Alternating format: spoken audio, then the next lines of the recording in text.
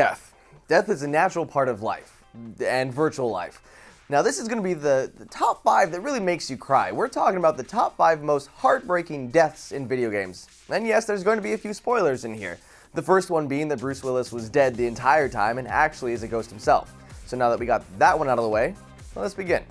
5. First up is a bit lighthearted, but still hurts so hard. In Super Mario World, we were introduced to our favorite pet, Yoshi. Now, anytime Yoshi popped up from one of his eggs in a level randomly, it was the best feeling ever. In some cases, you even got to raise a Yoshi from a baby to a full-grown dinosaur that eats everything.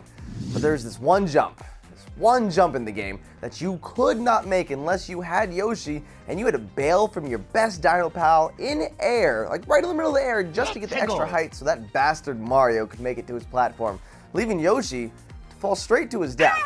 Yeah, no one ever felt good about this. You'd pace back and forth thinking, maybe I can do it, maybe I can do it. Nope, Yoshi, you gotta go. Still hurts. 4. 4 on my list is Erik from Final Fantasy VII. My first experience playing this game was actually just watching my dad play through it. Now honestly, didn't care much for this character. I thought Cloud should go for Tifa. Never really had any attachment to Aerith and didn't care when she died. Then I played the game myself a few years down the road, and I saw those polygons just play out, and I saw that Dick Sephiroth kill Aerith. It moved not only me, but so many gamers before me.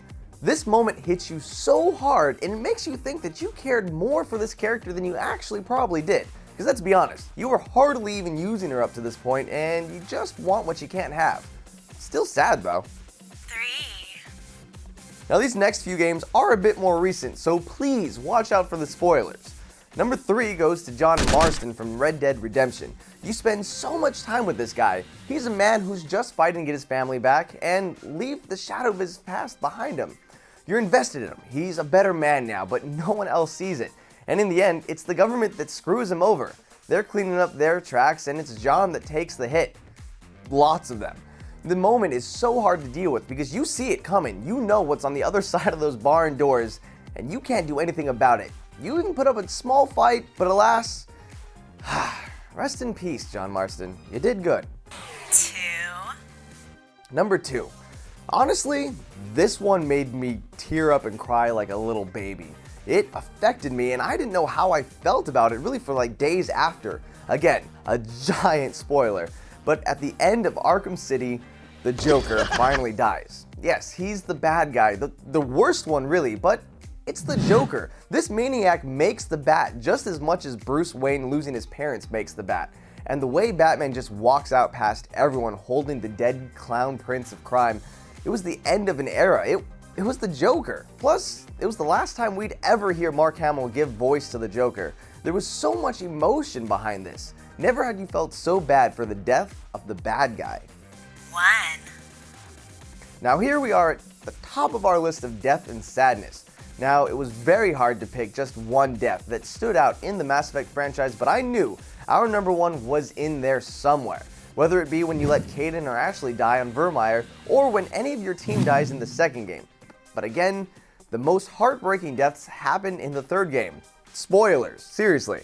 See, maybe it was when you failed with Tali and she has this beautiful suicide and you can't save her, or the opposite of the same situation where Legion sacrifices himself to allow the rest of the Geth to be free. Or maybe it's Thane. This guy's sick and dying from the moment you meet him, and you think he just might make it to the end.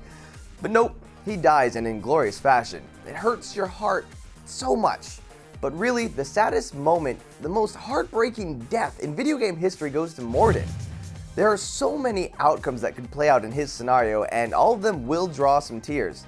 The most common is Mordin having to sacrifice himself to cure the genophage so another race can create offspring. It's the hardest thing to watch, and he goes out singing, literally, which broke your tear ducts if you played the second game and got him to sing for you at the end. I am the very model of a scientist Solarian. I've studied species Turian, Asari, and Batarian. I'm quite good at genetics as a subset of biology because I am an expert, which I know is a tautology. My xenoscience studies range from urban to agrarian. I am the very model of a scientist Solarian. So tragic, and so beautiful at the same time. That game gets its crap here and there, but it was a beautiful game. So there you are.